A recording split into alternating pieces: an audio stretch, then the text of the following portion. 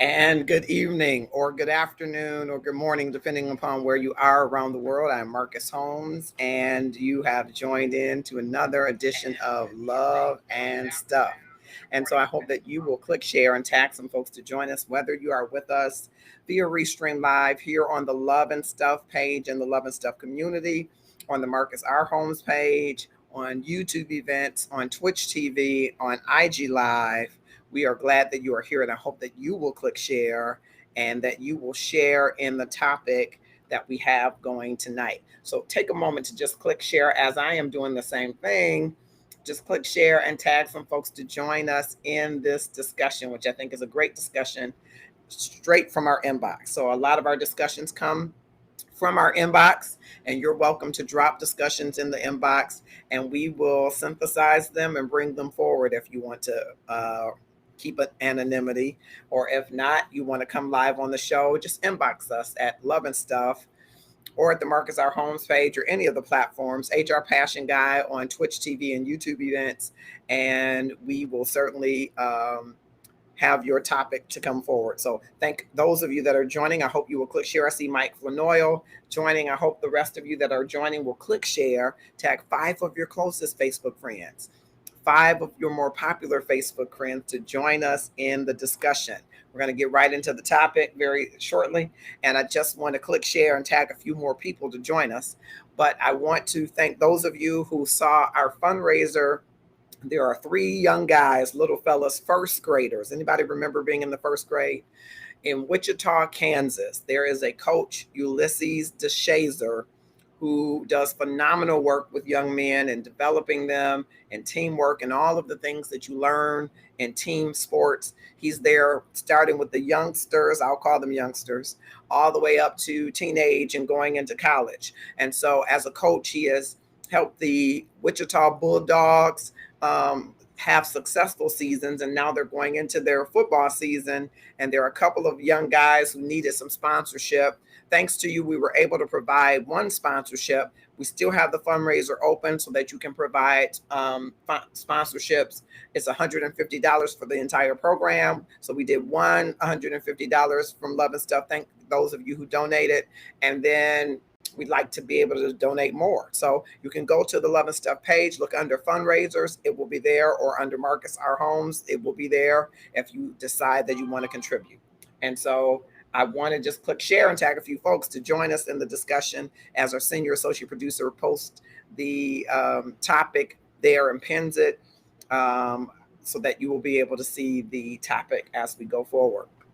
I also want to mention to you that you can purchase The Gratefulness Journey Every Day, which is my book.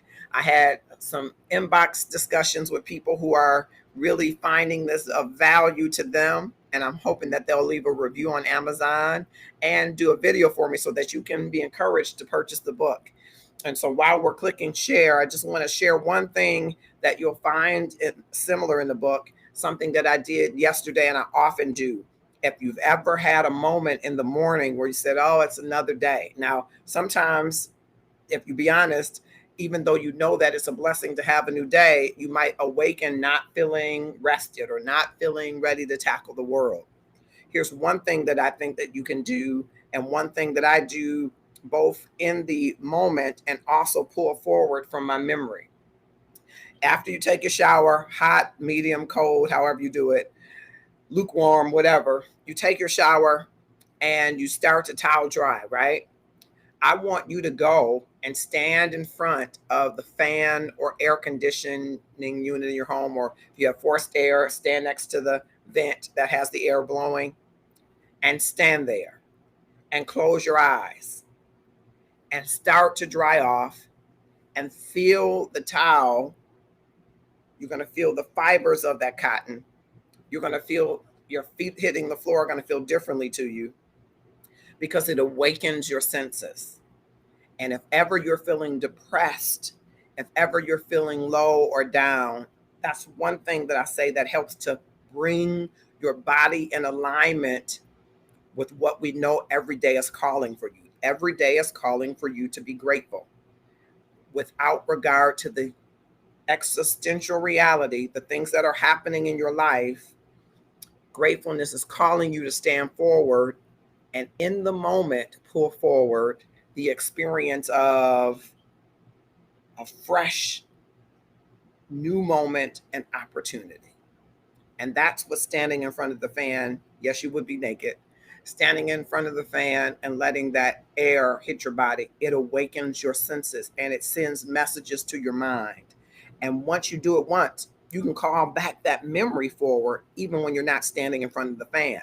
And it will help to heighten the sense of your touch, the sense of your smell, the sense of your sight. It will help to heighten those so that you stop getting stuck where your brain gets stuck, where it's not creating, it's not ideating, it's not collaborative, because you feel like you're in fight or flight, that you can only fight your way out of depression. It's an excellent tool, and I hope that you will do it. And it's one of the things that you'll find in the gratefulness journey every day. All right. I'm going into the topic, though I hope that someone will click share. I don't see our senior associate producer dropping it in the comments as yet, but I know that he is coming up soon. And I thank those of you that are here with us. Now, as I go into this topic, I also wanted to remind you that there is a brand new group inside of Love and Stuff. It's called Inside of Love and Stuff, where you get to meet the people that are in this community of almost 4,000 people. Do you want to meet people who are serious about love? Come into Inside of Love and Stuff. You can join that group tonight. And then you'll have a chance to come in the inner circle, where there will be specific training, specific consulting, specific advice for people who are serious about upping their love game, be it in your marriage, be it in a relationship, be it with your children, which is a relationship, be it with whatever relationship it is in your life. If you're serious about improving it or improving yourself, then you will get into the inner circle, and we'll talk a little bit more about that. All right. So I'm just touching bases on the page, seeing who's tracking with me. Thank you so much to those of you that are. I love it. Thank you. Our senior associate producer has posted that topic, and I hope that you will post it. If you can, copy that to the Love and Stuff page. All right, it's posted there. Fantastic. Thank you, our senior associate producer, whose birthday was yesterday. Happy belated birthday. All right. Here's the topic from the inbox. I love all my children, she says, and I have tried to give them all the support they need. Here's my problem. My 25-year-old is fresh out of a master's program, but still living at home. I gave 3 extra months to get a job and a place. I've been flexible, but now that we have a job, we don't want to clean, cook, or contribute to the household. I never charged rent, but now I will, because grown folks should have rules. Like, here are the rules, she says. You use it, you contribute to it. You don't have all night company in this house. And if you're out past 3 a.m, stay there. Is that fair, she says? And what I'm asking as an add-on to that, should there be rules if you have your adult children living in your home with you? I want to talk to you about it. And I'm hoping that you will chime in the comments. And if you want to come live, we will get you a link so that we can bring you in the room. Here is a woman who has 3 children, one of which has been living at home with her straight from high school through the master's program, is now 25, has a job after being given an extension, and now working, doesn't want to contribute, doesn't want to do nothing. And this mother is saying, oh, you're going to do something. As a matter of fact, you're going to have rules and you're going to pay rent, or you're going to contribute to the household. Is that fair? Should there be rules for adult children? All right, I see that Jan Holmes Boyd has joined us. Click share, Jan. I'd love to have Jared come and weigh in on this, and you weigh in on it. Bilal Muhammad has joined us. Thank you so much. I hope you will click share and tag some folks to join us in the discussion. So I want to hear from you. What do you think?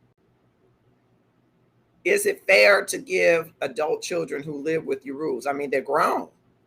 Why they need rules? They're grown. They're grown like you. And if you charge them rent, would they have more say? Would they get to negotiate the rules? I'm very interested to hear from you what you would say about rules. And while you're doing that, I would just share being the youngest of five, and all of my siblings would, bless most of their memory, all of them would have said, "Oh, you're spoiled rotten." And my parents would have said my siblings were the reason that I was spoiled rotten. But that's a whole nother story. But what I can tell you is I didn't leave. I left early the nest and came back not too long after leaving, film at 11. So I spent a lot of time in and out, and it was at a time in my life when I did a lot of singing and traveling and things like that. So I wasn't home as often. I worked, went to school, and had several singing jobs. I was a Jamaican in school. But it was my mother who said, "Hey, it's time for your grown behind to get out." My father, surprisingly, was the one that said, "You don't have to leave. You don't have to move." As a matter of fact, and my nephew will attest to this, my father, who was an army guy who got up at 4 in the morning, I don't know why he had to get up at 4 in the morning after he was no longer working. Don't ask me that. I, to this day, fight the 4 a.m. because I'm like, I don't need to get up. I'm in rebellion at this age still to my dad. And he would iron everybody's clothes. I was a grown man with the best crease in the world because my dad would iron all the clothes. And my mother said, "Herb." He said, "Leave me alone because he ain't going to do it right. And I don't care how old he get, he's still home. So he represents me." But that was the kind of spoiling. But my mom was the one saying, "You got to do this and you got to go have your own and be your own." Right. And so I was a late leaver, but I couldn't wait. Once I did, I felt, that I had been thoroughly prepared. I could cook almost anything. And the only thing I don't do these days, I don't do yard work. I have a landscaper. But I think all of those other things were great lessons for me. But they never, there were times that they would give me back money that I gave to them. There was never charge. But I never brought, if I brought somebody home, I snuck them in the house. But I never was a person that just did my own thing. Now, I knew how to work the system because my mother worked midnights. And so she would leave at 11, and many times I'd drop her off and take her car and drop her at work and be late at 7 in the morning to pick her up. But so I worked that system. But I want to know, what would you say? What do you say about your grown children? Do they have rules? The rules were you contribute. Yeah. The rules were you clean up after yourself and clean up anything, do anything that they ask you to do. The rules were don't bring no children home. Don't bring nobody home talking about daddy, she pregnant. I was told that at 9, 10, 11. You bring me home a wife. You bring me home children. It's the other way around. So there were rules, but I'm wondering, what do you think about having adult children and having rules? What are some of the rules that you would have for them? Drop in the comments. What are some of the rules? Okay. Give you a chance to share with that. I'm going to click share while you're doing that.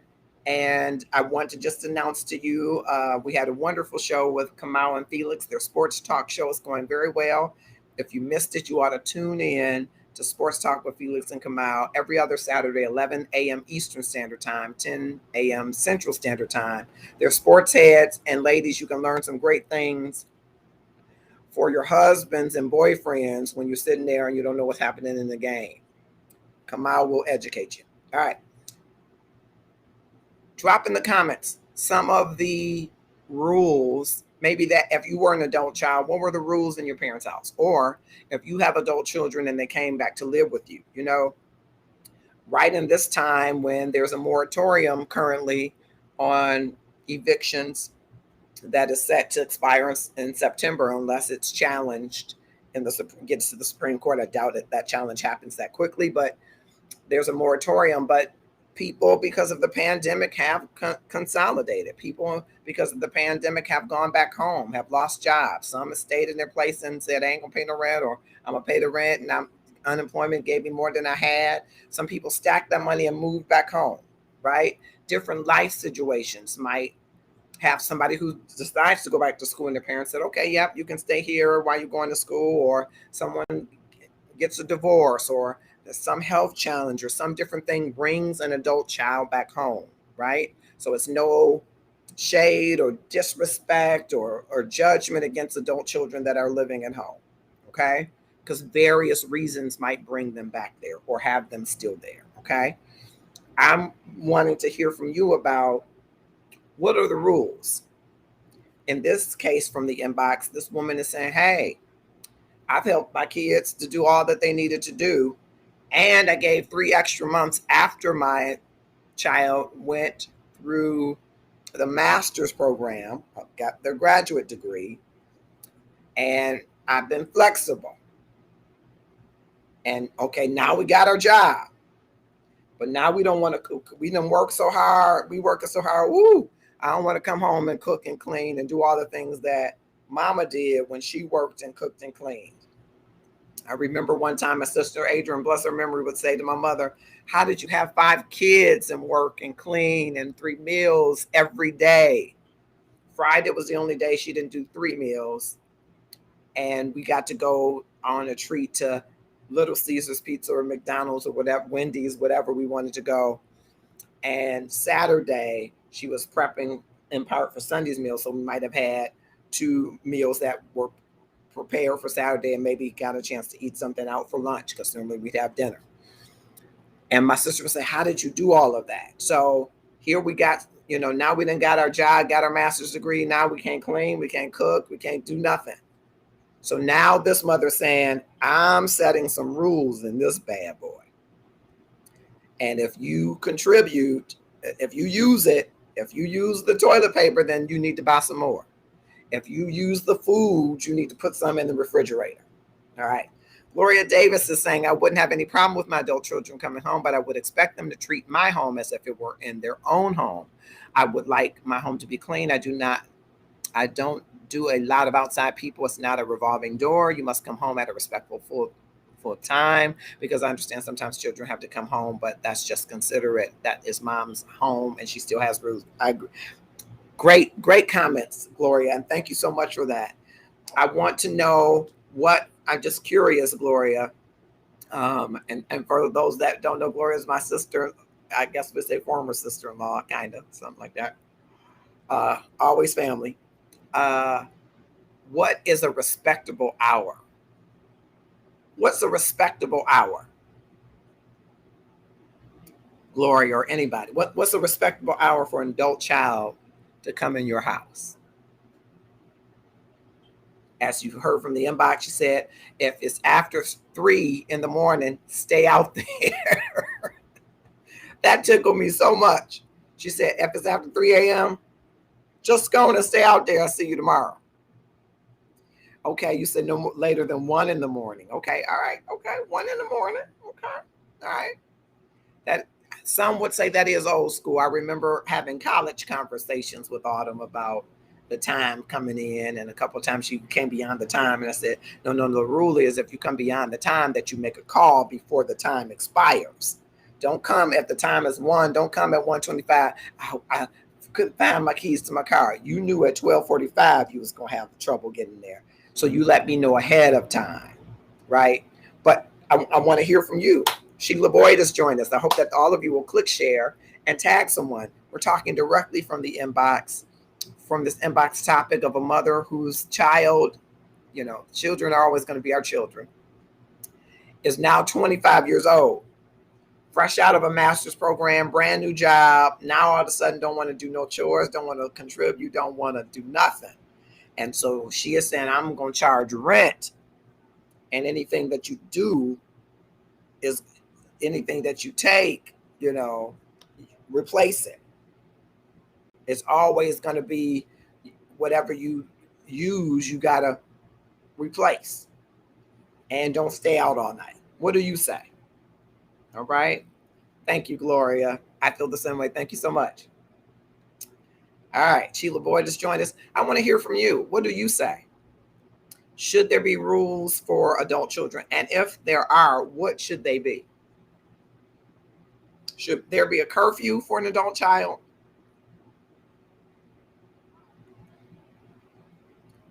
Drop in the comments. Give me some feedback. Should there be a curfew for an adult child that's living in your home? And does it matter to you? Should it matter to you if this adult child is contributing money? Does that give him or her more say? I want to hear from you, those of you that are with us via Restream, here live in the Love and Stuff community, on the Marcus R. Homes page, on Twitch TV, on YouTube events. I'm so grateful that you're here, and I hope that you will click share. Yes, rules, curfew, yes, and rent. All right, thank you, Rochelle Weathers. I want to ask, as I was asking Gloria. Gloria said 1 o'clock. Is 1 o'clock a good time? Is that too for an adult, 25-year-old? Is 1 o'clock early? Is that what time would you say the curfew? And then talk to me about these rules. What are the rules that should go? This inbox mother is saying, you got to make sure that if you use it, you contribute to it. You got to, if it's beyond 3, don't come home. Just stay out till the next day. She's saying it still tickles me when I say that. And don't bring all night company in this house. 2 a.m. Okay, Rochelle says 2 a.m. Okay. All right, Gloria, she upped you an hour. All right. So this mother in the inbox says 3. If you are out till 3, just stay out. Stay out. Tamiko McClendon Gunter has joined us. So we got some people with some adult children as well, who have been adults and adult children as well. So what are the is there a curfew? Some are saying 1, some saying 2. In the inbox, she's saying 3 a.m. 3 a.m. 3 a.m. she's saying. And if you come beyond 3 a.m., just stay out there and come tomorrow and have breakfast. But if you use something, replace it. Rochelle says, no overnight company. I'm not your maid. I heard, if I could tell you the number of times, Rochelle, that Herbert Holmes said, is there a maid service in here? Them look like your drawers. I know what my drawers look like. Them look like your drawers. That basket is your clothes in my basket. Yes, no overnight company. I would have snuck in some overnight company. But there was no, that was a rule. No overnight company, and don't bring me no children home unless you're bringing me a wife. I think I did honor that one. I'm going to just check around and see if there's any Love and Stuff walking around out there. But I want to hear from you. What are the rules? No overnight company. Some agree with that. Okay. That's what the woman in the inbox saying. No maid, clean up after yourself. It's amazing, I think. And I'm just, I'm just sharing this. Sometimes Autumn is saying, oh, but your cooking is so good. I just want you to cook. I'm like, oh, it ain't so easy, is it? When you work all day and then you got to cook and you got to clean and all the stuff. She's like, oh, no, adulting, take it back. Like, no, it gives you some freedom. She's like, no, I'm going to be your baby forever. But there is some freedom to it. But how do you negotiate that freedom when that adult is in your home? It's your adult child. And I'll be the first to admit, while Autumn is 23, it's hard for me sometimes to see her as an adult because I change those diapers, you see. I kiss poo-poo in her face, right? I used to call her poo-poo and kiss her and play with her, right?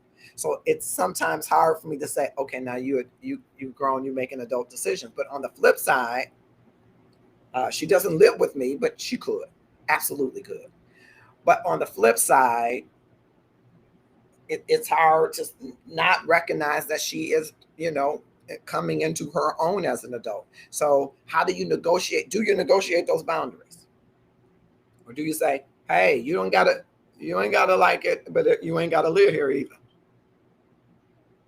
Okay. So I'm wondering, as you may have heard me repeat the topic several times, and I repeated the topic, and I practiced that repeating the topic because I didn't want to reveal the gender of the child initially, because I wonder, would we handle boys differently than girls? So I want to hear it. Does it make a difference if it is your son versus your daughter? So if you were this inbox person, would you be pushing your son harder than your daughter? Would you be a little more lenient with your son or daughter? Would the gender of that child make a difference? That's why I kind of held on to that gender piece, because I said if I broach it and tell you, you might say, oh, or you might say something different. How do you feel the gender would impact that? Sheila says weekdays, 11 o'clock, weekends to clean up after yourself.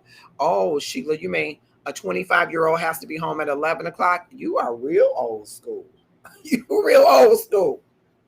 Okay. Oh, Lord. I don't know if I could have done 11 o'clock at 25. I don't know if I did 11 o'clock at 20. But if that's the rules, I can break them and get put out, or I can make them, right? I could comport with the rules, right? But I love that everybody's saying clean up after yourself, because I know that sometimes when adult children, myself included, you don't realize all the work that it goes into working a full-time job, going to school. At one point I was working and going to school, singing, traveling, cooking, cleaning can lay you on out, meaning it can tire you, can wear out. But you still have to do all of those things. And sometimes I think when you first start to really adult, you might not have the understanding for that value of that. And so back to my question, would you anticipate being more lenient or less if that child was a son? I want to hear from you. If it's your 25-year-old son who stayed with you throughout college, stayed with you, got his master's degree, got a good job, and now all of a sudden he done forgot all kind of rules, are grown, and he ain't clean, and he ain't put no money on the grocery. He eating out of house and home, as the saying goes, but ain't putting nothing back in the home.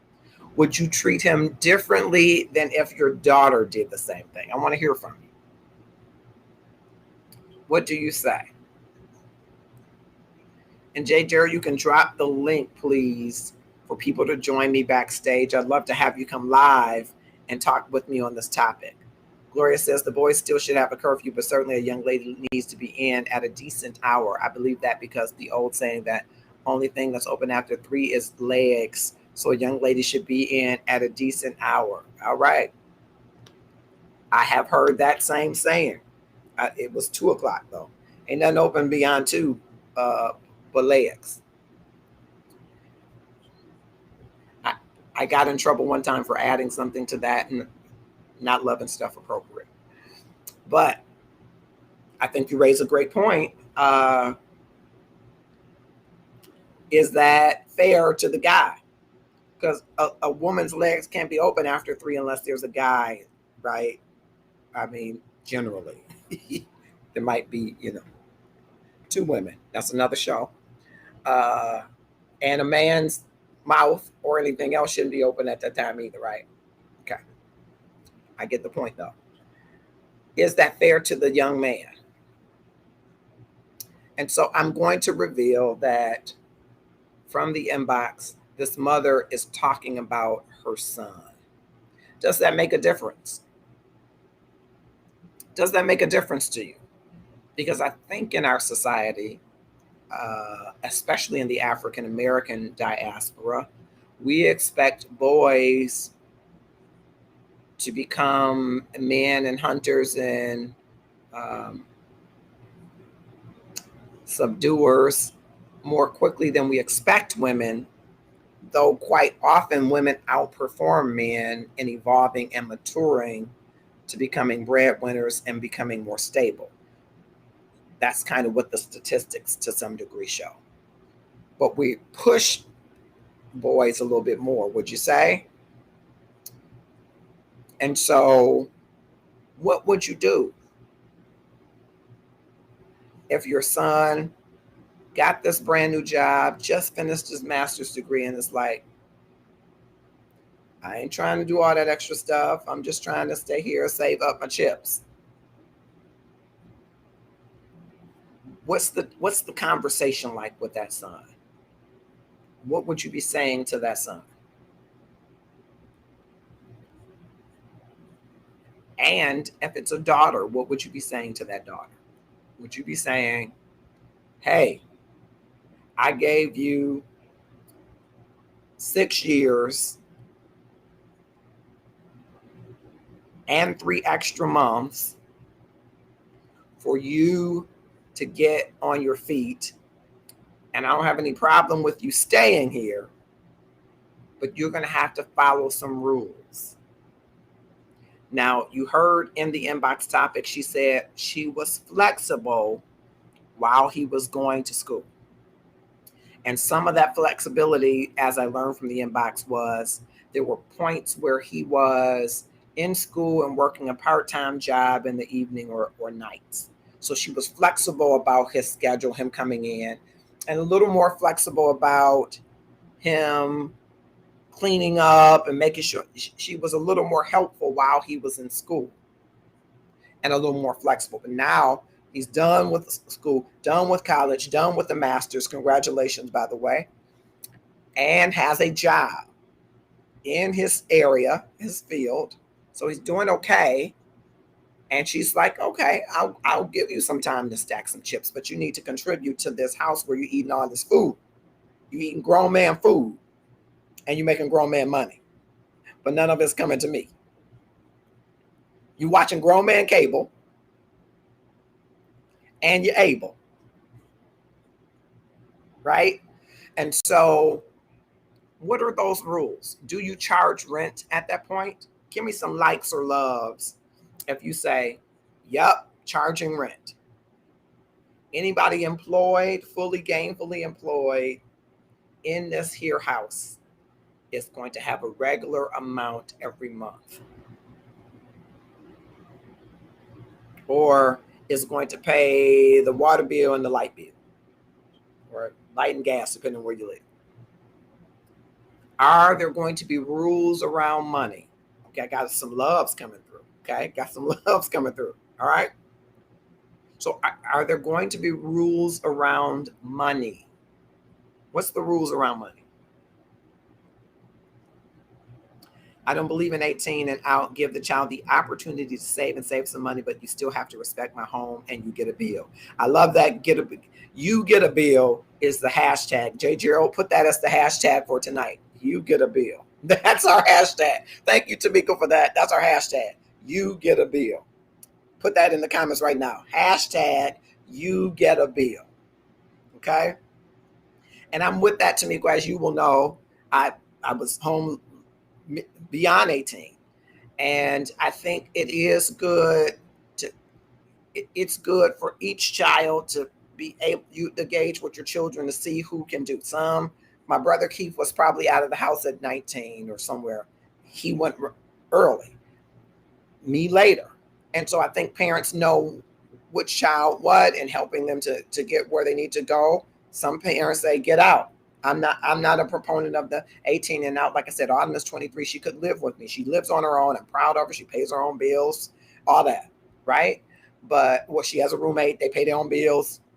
But she could live with me, no problem, because she's become responsible. And so I'm okay with that. But I'm wondering, do you charge, like Tamiko said, hey, you get a bill. You got to respect my home. And Tamiko, drop in the comments, unless you want to come live with me and JJ, you could drop the link for them to come live. It should be in your inbox. You might have to delve through it a little bit, but it's the same link. Because I like to talk to you. I have a special love, of course, for your sons. So I'd love to talk to you. Gloria says, I have a problem with him staying long as he's you You have no problem with him staying, I think you're saying, as long as he's respectful, but he needs to be planning to move so that he can have his own place. It'll make him feel more independent and more responsible. I'm not going to carry an adult man, so did he'll be able to lead his own family one day? I mean, I don't have a problem with it. Okay. All right, got it. Yep, that was some of my mother's thinking. My father was different. My father was like, we can all just live together forever. That was my dad. My mom was more like, no, you need your own place to make your own rules to live how you want to live. Create your own. This is the Holmes version, but you got a home. You get the chance to do your own Holmes version. And my dad was like, you ain't got to do that. And sometimes I, take some of my little singing money, Precious Blood Broadcast Ministries, thank God for them paying me my little money to sing on the air. And I'd say, here's this bill, here's that bill. My dad said, no, save that. And my mother said, no, put that in the drawer. I don't know anybody know about the old school, the drawer. Put that in the drawer. She was very much about run me my money, but the sweetest pie. But like, did you put something in the drawer? Right. Taj Crown says, Hamilton says, preparing my son started when teaching them life's responsibility as they grew up. By the time they left for college, etc., once they graduated high school and were working, I never asked them to help contribute to the household. They automatically help and never left 30 days roll by without not contributing. Great. I want to ask you this, Taja, and kudos for that. Would you have been different if you had a girl? I mean, you got handsome boys, you would have a beautiful girl. Both you and Tamika would have beautiful girls. I don't think I ever said that to y'all. You would have beautiful girls. You have handsome boys, but you would have beautiful girls. I would have to be out there fighting guys right now. But would you be treating them differently, Tamika or Taja, if you had a girl? Would you be on her differently? Okay. I taught them to save in the oatmeal container. Everybody had a container, a drawer. We had a drawer. Or they had a drawer. I didn't have a drawer. They had a place. Did you put something? My dad, I don't want that. What I want that for? Because he thought his thing was, I'm supposed to take care of this. And that was good. And in some ways probably led to the spoiling. Though he would never say he spoiled me. He would say, your brothers and sisters did that. That would be what he would say. And they would say, oh, no, you spoiled. So what would those rules be, Taja? What rules did you have for your boys as they became adults? Because let's face it, we have trouble seeing our adult children as adults. We do see them as adults, but sometimes we still see that little boy and that little girl. And so how do you have that conversation that kind of, I want to say, keeps their integrity of adulthood intact and doesn't make them feel bad, but also brings to them some responsibility about, hey, this ain't free. How's that conversation go? I'm very interested to know. How's that conversation go? Where you say, hey, I love you. I'm here to support you. I'm always going to be here for you. I'm your parent, but you're an adult. And here are the things that I expect from adults who live with me. Is that the conversation? And what's in that conversation? Is it money rules? Is it curfew rules? Is it sex rules? I have a friend, I won't say his name, but he grew up in the Church of God in Christ, and so they had no sex rule. They had a no sex rule, let me say it that way, in that home. Nobody was having sex but his parents, is what his parents told him. Ain't no sex happening in this house except the sex you hear through the wall. And he would sneak. He taught me things about sneak I didn't even know were sneak that were real rules. He taught me sneak and finesse in 606. I thought I knew 101. He taught me 606.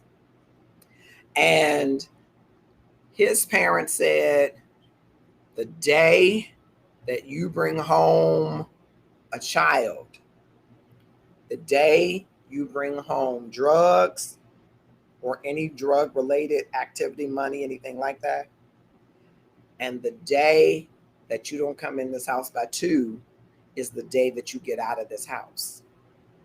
And that was their rule or rules for him.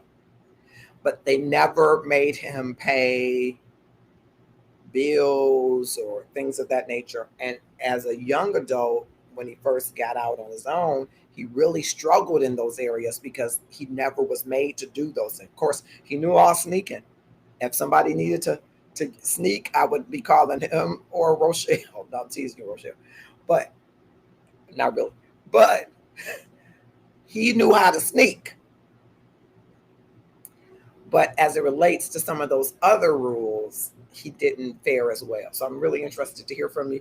Thank you, El Bakai. I've been missing you, buddy. So glad to see you. I've been telling my kids that their 18th birthday is the last day living at home. So El Bakai, you're saying that, and Tamiko, I don't know if you read her comment earlier. Tamiko is saying it's not 18 and out. And so I want to ask you, El Bakai, I think you raised a great point, and I want to know, does that go for boys and girls? What I was sharing earlier, El Bakai, is that my only living sibling now is the second oldest of us, and he probably was the youngest to leave home. I was the youngest to he left home the youngest. I think that's what I'm trying to say. I left home the oldest, but I think we're two different people. And I think my parents knew that we're two different people. And so I'm wondering, El Bakai, is there any grace in that for kind of a case by case? Because your children are different people. You might have, they all might have had the same curfew, had to wear the same clothes. If they're like me, I didn't have some of Stefan's clothes, and them was some really great clothes. Matter of fact, that's where I get my good taste from, I think. But they're individuals. Yes, J. Gerald. Thank you, sir. They're individuals. And so I'm just wondering, do you have some grace for a case by case? Tosh says there's no 18 and out. J. Gerald says very fair. Oh, I must have missed somebody's comment. Shucks. I taught them with the same principles that my father did regarding to bills. He started sitting me down when I was young so that I could see how he paid bills. Got it. I'm pretty sure I would have you set different standards for your children. I treated my boys differently. I'm pretty sure I would have you set different standards for your children. I treated my boys differently. My mother made me help with bills after I turned 18. She always told me you can't live nowhere for free. Yeah, man, that don't work, don't eat. I've been on my own since 19 years young, and I love learning the responsibilities of adulthood. But this is a different time. Anybody agree? Our time was a different time than the 50s and 60s. This is a different time than the 70s and 80s. And so I'm wondering, is there any case by case? Because you can tell when a child is 18, 17, probably 16, maybe 10. But by the time they're 18, you can tell whether or not they're ready to forward the world by themselves. Now, you're going to provide a safety net, but whether or not they're ready to move out fully on their own, whether or not you have an 18 or 19-year-old that can do that. I bet, Tasha, your dad, bless his memory, great man, he knew what you could and couldn't handle, right? And if you really thought, you're 19, but I'm going to snatch you back, he probably would have, if that's what he thought, right? So if your 22-year-old is as mature as a 19-year-old is as mature as a 25. So you kind of know, I think that you kind of know and say, you ain't ready to leave yet. Stack your chips, learn some life lessons. You need to go to school. You need to change friends. You need to take these money lessons that I've been trying to show you. You kind of probably have some discussion, and that's great. But what if you're with a 25-year-old who you have supported through his collegiate journey, which has been 6 years? He gets the job that he's wanted, and now he's like, I'm too tired to come home and cook and clean. And what you talking about? My kids have been seeing me bust my ass. I don't say that word very often, okay, for them their whole life. So my work ethics have rubbed off on them. I believe that. Here's one of the things I believe. If ever I go to and do a doctorate, I may do a dissertation about it. It's about work ethics. It's about ethos. It's about, I grew up, I'm a 70s baby, and some of you are too. And for some of us, we grew up with parents that were in the automotive industry or in the healthcare industry, because you could get jobs in those, and some universities you could get jobs as boiler operators and stuff like that when they weren't really letting Black people in a lot of companies. You could get those kinds of jobs, and they paid pretty well for a middle class, lower middle class families. Some of us have memories of our dads and moms singing, whistling, humming to music as they're getting ready for work. Some of us have memories of our parents sending us into the next room when they discussed business or they discussed things that weren't going well. I raise that because if you grew up seeing your dad get up every day, shaving, smelling good, whistling, going to work, being 5 minutes early, it told you that work was a good place, that you got ready to go. You respected the discipline of going to work. Okay? And that's the 60s, 70s. Toward the end of the 70s and 80s, we started to get a little bit of liberation around a lot of things. And we said, you're not the best employer that I thought you were. You aren't as environmentally conscious that I thought you were. You're a racist structure. You're this. So those children whose parents were growing up, going to work, heard their parents complaining about the establishment, about the old boys club, about all of those things. And their thought of work was different than the pride of their parents, if you will, right? So we lost something in that work ethic or that work ethos, I want to call it. So it's not there. Millennials are like, just give me a job, any job I do, pay me, pay my, I'm going to travel, I want to pay my iPhone, pay my bill. It don't matter. This company ain't that great. I go to the next one, right? There wasn't that pride because we didn't instill it in them in some ways, nor did we say, be an entrepreneur, be this, be that, even though many of them desire to do that. It's an ethos, I think, that we create. And I think you're like me in that regard, El Bakai. My dad used to go to work before I even knew that he was working 2 jobs. He went to work singing, humming to Martha Jean the Queen Steinberg, bless her memory, smelling like Old Spice, shaved clean, neat clean, happy to go to work. So it said something to me about work ethic. Okay, so I digress. My kids been okay. So yes, I think that's good to show them. So back to our inbox. 25-year-old son or daughter, take your pick. Your son or daughter's 25, and your son or daughter who you've helped support through 6 years of school, 4 years of college, a year and a half, almost 2 for the master's degree, got a job, and now it's like, that's too much. Come home and clean up after I done did all this work, cook.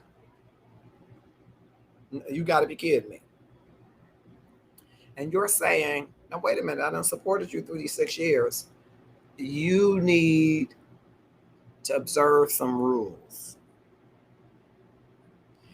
Because I was flexible in those rules while you were going to school. I'm trying to help you out. You got to study. You're doing late night study, doing part-time job, working here and there where you can. And I'm with that. A couple of times I might have let you throw your laundry in with mine, your whites in with my whites, though I might separate some whites. Boy whites are different than girl whites. But now you're grown, right?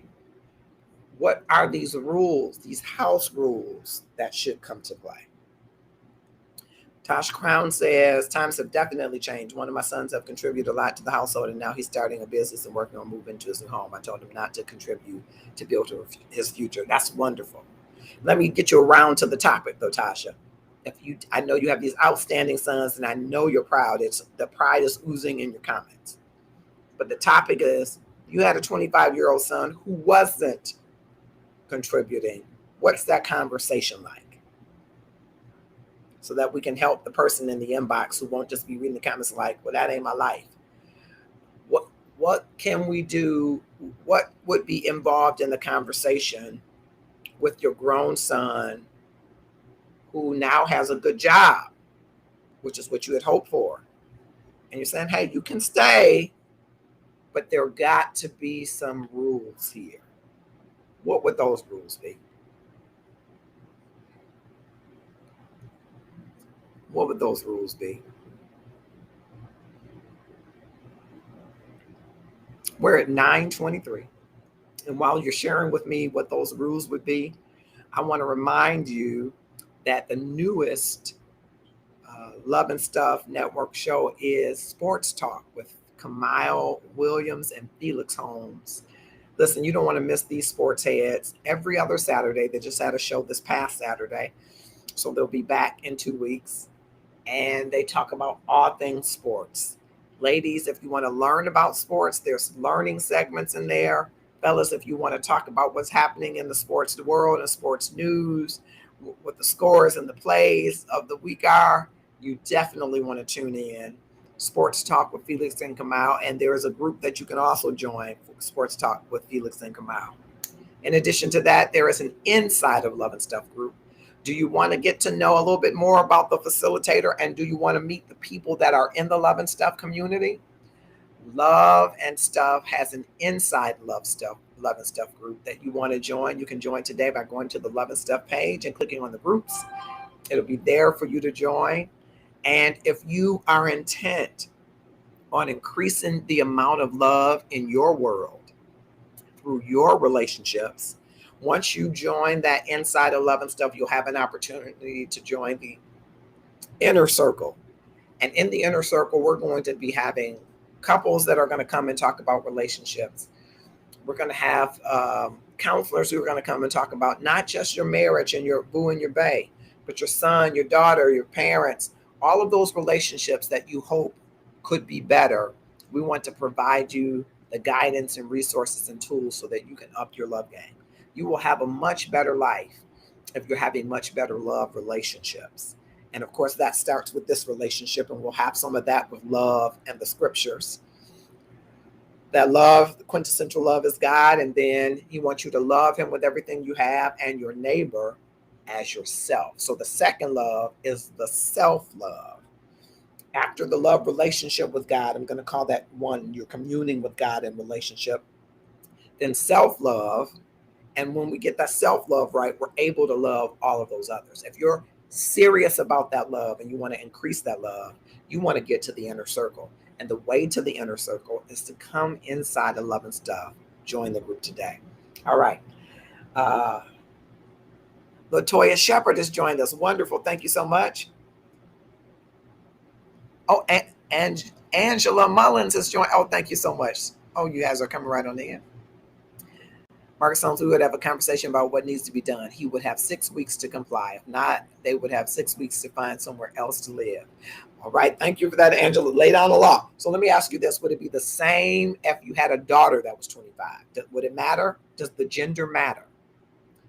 Elbakai says, as long as my kids are in school, I will continue to provide for them. So if your son is 25 and saying, hey, Pops, I'm going for my doctorate, are you good with that if he has to spend 4 years in getting that doctorate? You're good. Click a like or love. Okay. Latoya Shepherd says, I used something I saw on a TV show called A Contract for Adult Children Living at Home. Okay. It was a flat, that's you're pretty nice. A flat $250 a month. Help buy food and keep your area clean. It was not about paying my bills, but teaching responsibility and work ethic. If you were not working, rent was chores and yard keeping. Good stuff. That's good stuff. I said nice at $250 because in this case, 25 and you got a good job after getting your master's degree. I think I want more than $250 a month, but not because I want you to pay my bills for the same thing. You probably aren't going to go somewhere and live for $250 a month. So stack your money. Tithe. I know there are people that don't believe in that. That's okay. Do you? Tithe. Pay yourself. Pay your bills and save. Rinse and repeat. And if we get that going, tithe, pay yourself, pay your bills, and save. Okay? And that's your take home. Hopefully, you're already putting some money in an investment, but the pay yourself is investing. We can teach that some other time, I think. You have to set limits. Wendy or D.R. Brown, Burns, Wendy. Time limits and stand firm on them. One idea I've heard is to collect rent from them. Okay. Save it and then give it back to them to help them get it into their own place. That's an excellent one, Wendy. That's an excellent one. Excellent, excellent. Yes, yes. Okay. Thank you, El Bakai, for confirming that. I'm your son, El Bakai. I'm going for my doctorate. I'll be over tomorrow with my bag. Okay. Latoya Shepherd, mine was the same for the son and my daughters. All right. I just wanted to see if we're treating sons and daughters the same. Hello, James Bell. Thank you for joining us. Click share. All of you that are here, click share and tag somebody to join us in these as we come toward the end of this wonderful topic. Please click share and let's keep the comments flowing and going. I would sit my son down and lay out the bills for the household and let him know this is what he has to pay to contribute. Okay. If he doesn't like what is laid out before him, then he needs to work on finding a place of his own. Good. All right, Tasha. Thank you for that. Would you give him a time frame like Wendy said? Or was it Angela? Somebody said give him a time frame. I think it might have been Angela. 6 months, 6 weeks, six, because you already gave him an extra 3 months from the inbox.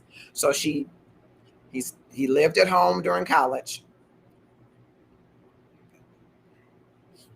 He worked part-time jobs while he was in there, kept going, got his master's, part-time jobs in that.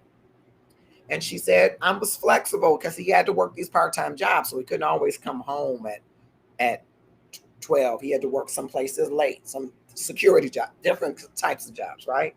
So she was okay with that. But now he's got the job that he went to school, all the school and all this time through. He has gotten to that place. And so she gave him extra time to get the job, 3 extra months, saying, okay, now you got your degree, you got your master's, here's some extra time to go hunt for the job that you want. Go after what you want. And it so happened that what he wanted was in the same city. And he said, well, can I stay here? Absolutely. But then now he doesn't have all these extra jobs and responsibilities. He's not in school. He's just working. And it is tough for him to adjust to working and having other adult responsibilities. How much time should he have to come up to speed? 6 weeks? Is that good?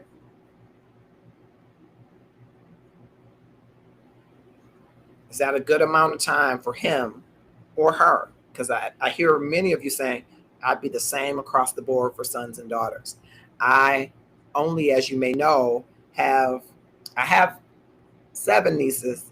One of them is like a daughter to me. So she is not just a niece. I know they give me the business about it, but she is like a daughter to me. So I don't have any sons. I've got godsons, but I don't have any sons. I think I would be different to my daughter than my son.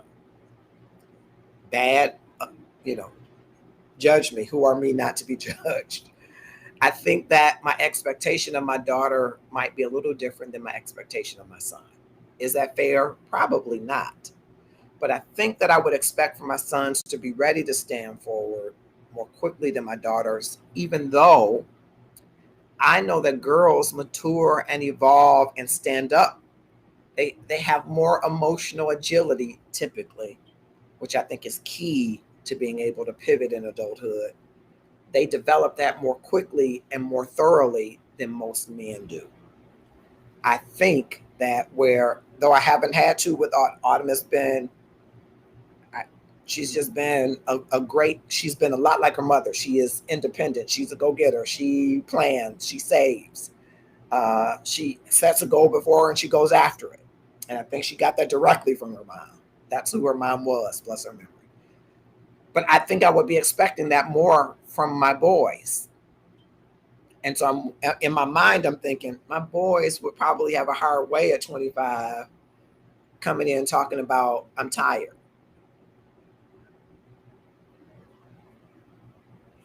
I am your daughter. Yes, I know. And no, treating sons and daughters differently or giving them different time limits is not fair. I'm not saying it is, sweetie girl in the whole wide world. I'm just saying I might be tougher on a boy than I would be on a girl. And you might think I'm tough on you, and I'm not. Though I do expect for you to cook and clean. You know how you're like, oh, I don't want to cook. Oh my God, I worked. I'm like, oh, you understand in adulting.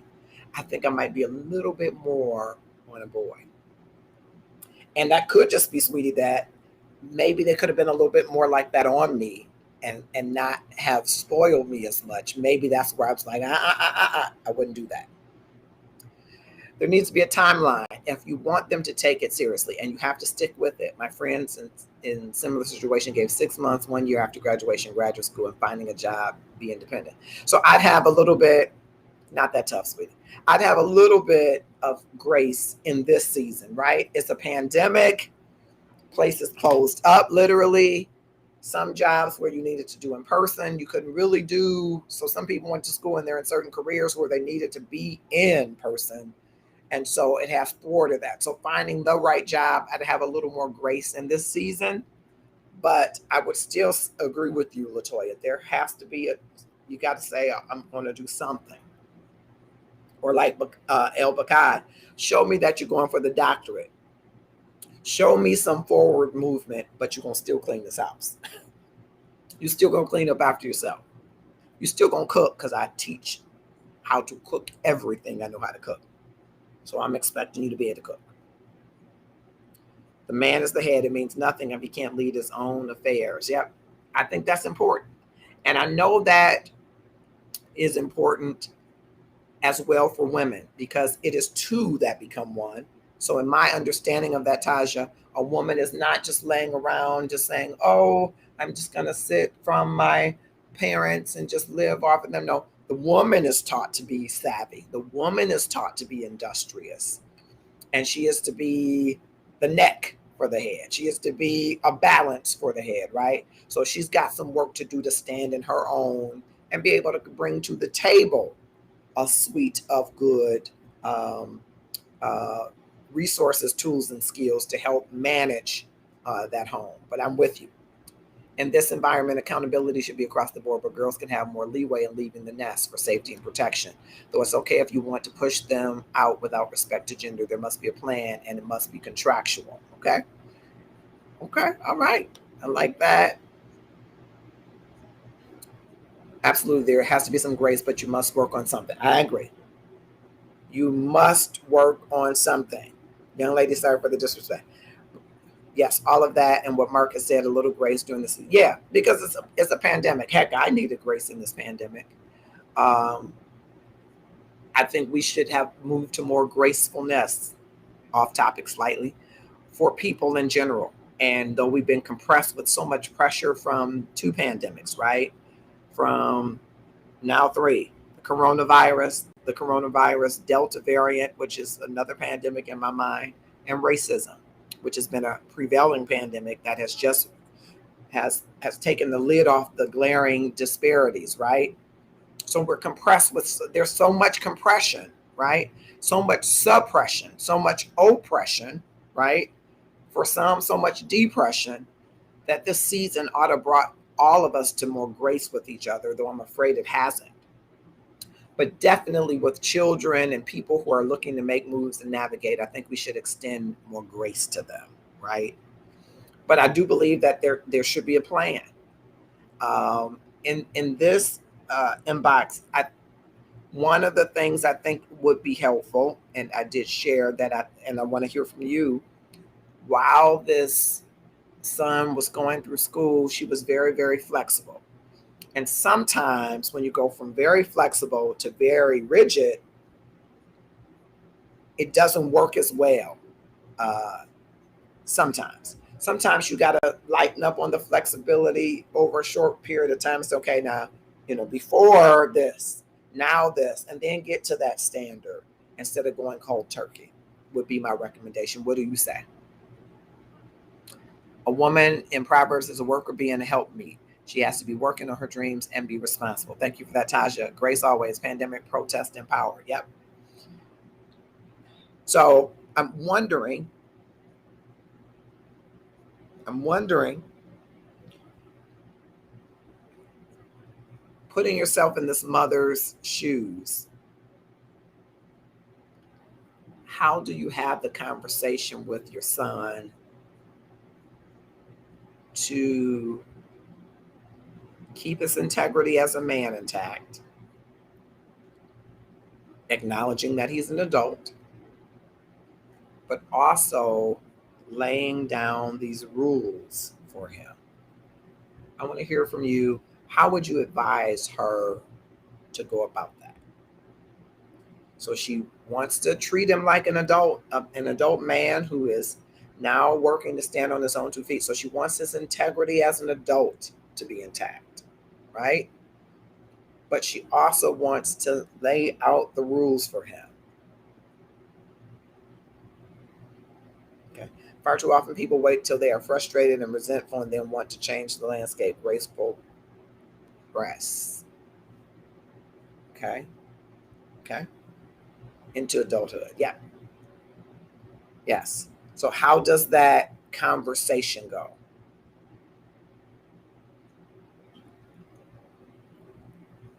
Because to me, I think it is a gradual conversation. I think the mother, she's probably uber proud of him. And I think it's helpful to start there. I'm so proud of what you've accomplished over these 6 years. Let's just look back and review. You got accepted into that school on your own. You got scholarship or however you financed it. And you made up the difference by working part-time, and you were working like a Jamaican in all of these different places. And I know you needed that flexibility during that time to do all of these different things. And so I provided you some flexibility as a safety net while you navigated through school and work, which I think is no small feat.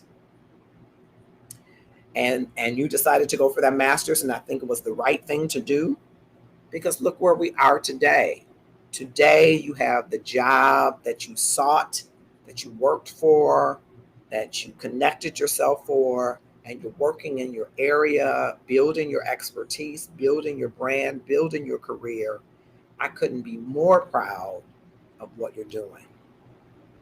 And as you're progressing, I know you understand how important it is for me to give you the freedom to become the man that you want to become, but also the accountability to be the man that you are today. And so I want to talk to you about how over the next several weeks, we're going to start to put in some rules that maybe we haven't really held fast to, that really are reflective of this home. And you're welcome to be a part of it as you decide to transition into your own place, which is my vision for you. But there are some things you got to put in place if you're going to keep living here. Let's talk about those things that are important to me, and I'll share some with you why they are important to me and how we can come together so that you can accomplish those things. See, that's the conversation I would start to have with my son. I promise you it would be a little different with my daughter. It just would. But we'd have a conversation about why it's important to honor this home and the rules that I have, and how you can accomplish that. And I might give some leeway. I wouldn't give the leeway in the company spending the night. I'm big on that one. I'd give some leeway in the curfew. I'm always saying, as it relates to curfew, we can have a discussion about when you may have an event or something that you're going to do that's going to go beyond the curfew, but I need to know before that time, because I need to be able to, when I sleep, this house sleeps, and I need to know that you are okay wherever you are in the world. So there are some things that for me are kind of deal breakers, if there are deal breakers, versus some of the other things. Intermittent goals timeline. Thank you for that. Robert, my oldest, is almost 18. He was really anxious about becoming an adult. He thought he would be put out on his birthday. We talked and I told him he could stay as long as he wanted to, but he would have to work and help pay a portion of the bills. It's going to take some time to feel independent enough. That being said, I think the conversation should be done as early as possible. Thank you for that, Angela. I agree with you. That's good. Yes, stages are great, especially when they have been conditioned a certain way by us. So it's not to totally traumatize the young man. Work out a plan and stick to it. Yeah. Yeah. Yeah, I think you do have to have your plan and you got to work your plan. And I think, uh, as I said in the inbox, I really believe this. Some people may disagree with me, who are me not to be judged. I think this is a good problem to have.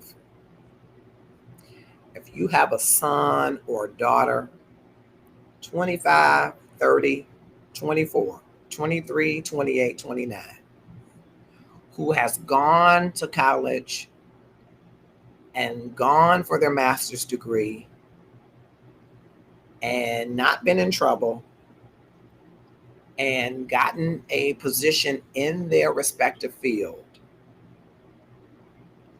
the good trouble of redirecting them on cooking and cleaning and contributing to bills, especially now that they can, those are good problems in my estimation. Because it's a place that if you look back, we've all had to get to a place where we evolve to the reality that we're adulting for the rest of our lives, no matter if we wanted to go back to the reverse. Some of us have, some of us haven't. But we've all been at that place, like Angela's 18-year-old, anxious about what's next for us and whether or not we can live up to that challenge. And if we remember that, even if part of your experience was different, you were a go-getter earlier, remember that every child is different and unique and deserves the grace and care and love that is for them, like God has love, care, and grace just for you.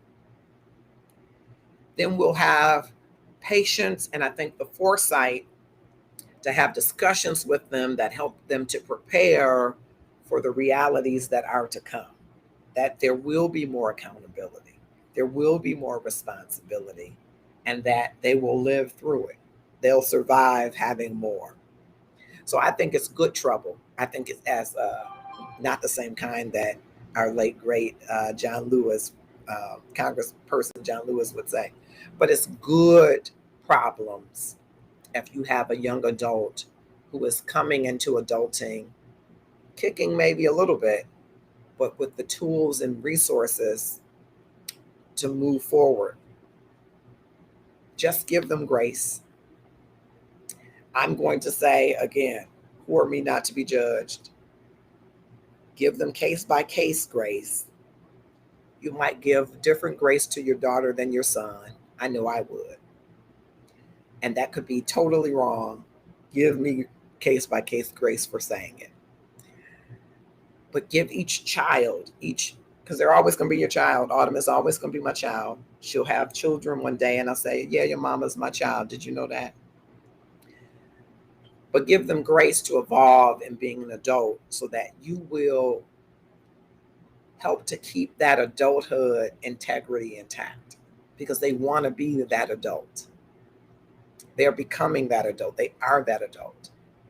And if you give them a little grace, I think it helps to build that character in being an adult and not feeling like that little kid. And so while you may not walk as gingerly as you would as they were 19, you certainly can walk with them gracefully to bring them into a wonderful area of adult responsibility. It doesn't always feel fun at first, but once you get some semblance of a hang of it, you at least know that you're able to handle the responsibilities that come your way. It's at 9:47, and I am just thankful that each of you have joined us here for this episode of Love and Stuff. And I strongly encourage you to drop topics in the inbox at the Love and Stuff inbox, Marcus R. Holmes inbox,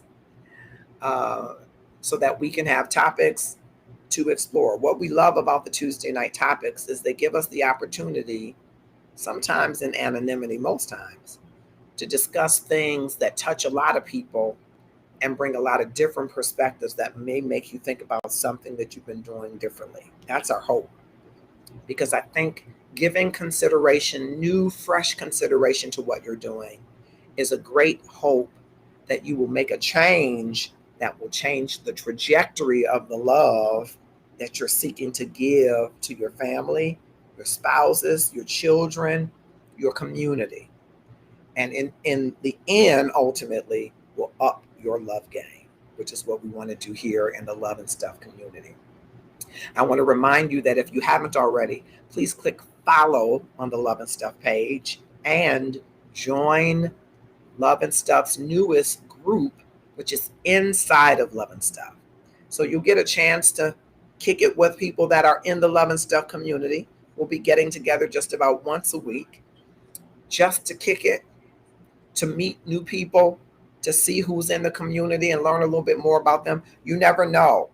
The advice that you're looking for, the reflection that you're looking for, the connection you're looking for might be in this community of almost 4,000 people.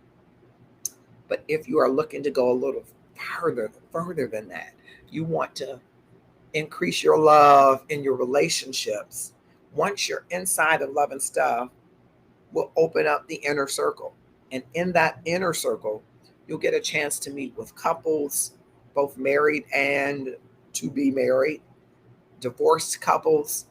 You get an opportunity to talk to counselors, to mothers and daughters and fathers and sons and other people in relationship, where you can ask them questions and get counsel and advice from them, all kind of tips if you're really serious about increasing the amount of love in your world. Lastly, I want to remind you, as I opened, with this gratefulness journey every day, and one of the moments I shared that I hope that you will do in the morning. If you've ever had a day that was either grueling, it was difficult, it was tough, you went to bed, you said, oh Lord, give me a new day.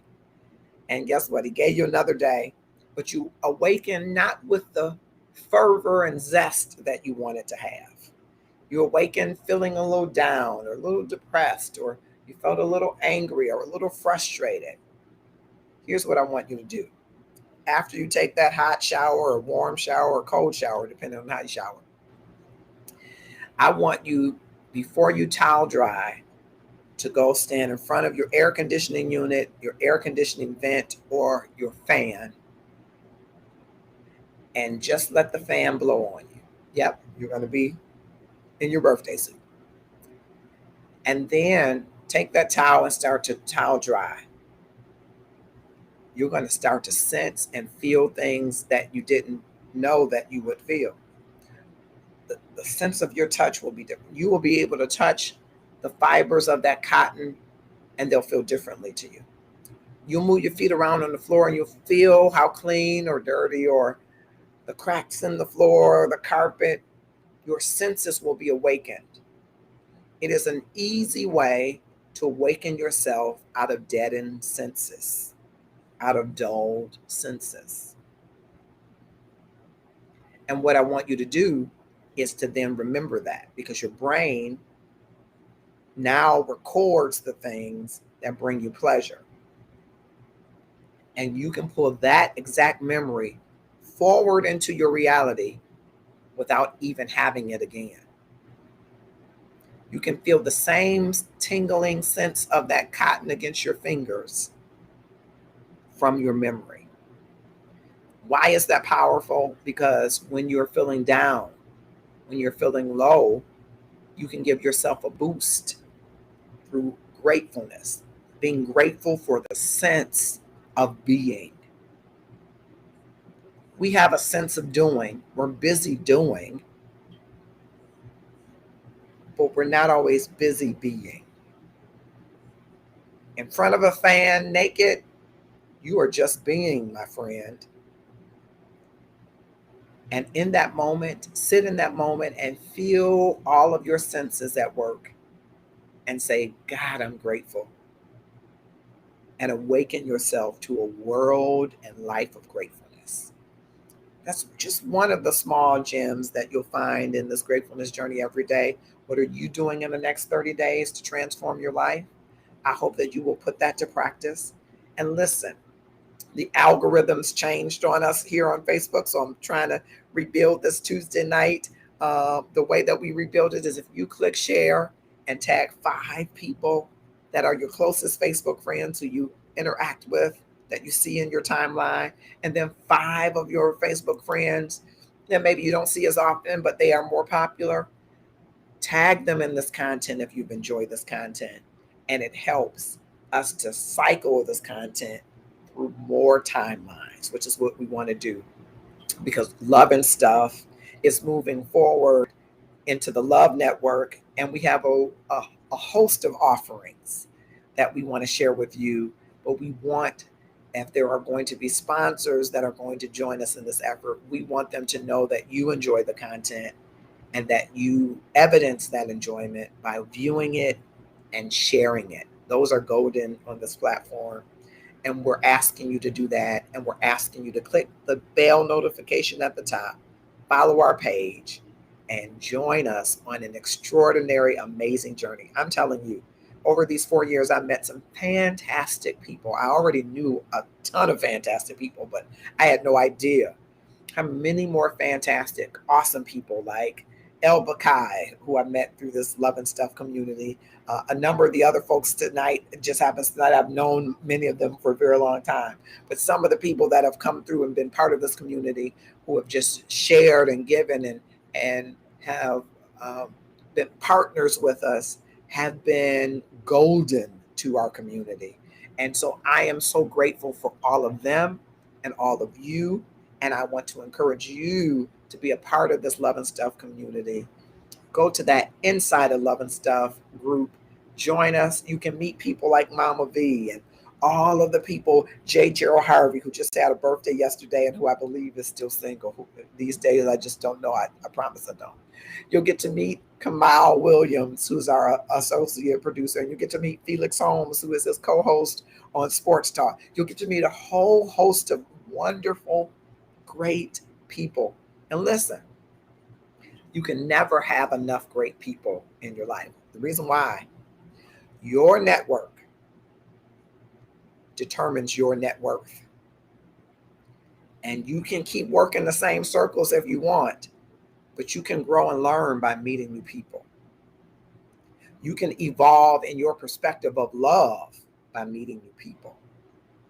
And I challenge you, I invite you to join this wonderful group. It's 9:55. I'm 25 minutes over. I'm trying my best to keep it to an hour. This is just the joy of a Tuesday night. I love it. I love you all. I love love and stuff. And so I'm going to work at keeping it to the hour, but I love it. I love it because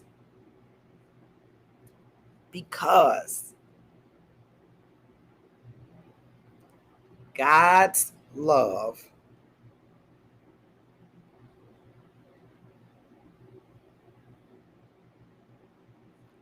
is meant for us to share. And I can't tell you any better that I'm just a love activist because God, for whatever reasons, loves him some Marcus Holmes. I can't explain it. I can't explain it. I can barely comprehend it. But I know that because he loves me and wants me to love me, that he wants me to share that love with you. What about you? Don't you know that God loves you? Don't you know that he wants you to love him back? Don't you know that he wants you to love you? You're the neglected love. You and I spend years, months, days trying our best to love somebody else. What about the love you have for you? Love your neighbor as yourself. Well, doesn't that imply that you'd have to have some basis of love for yourself that you then use as an outpour to your neighbor? Can I love my neighbor like I love myself without loving myself? Can I love my neighbor in the manner that I love myself if I don't love myself in a manner?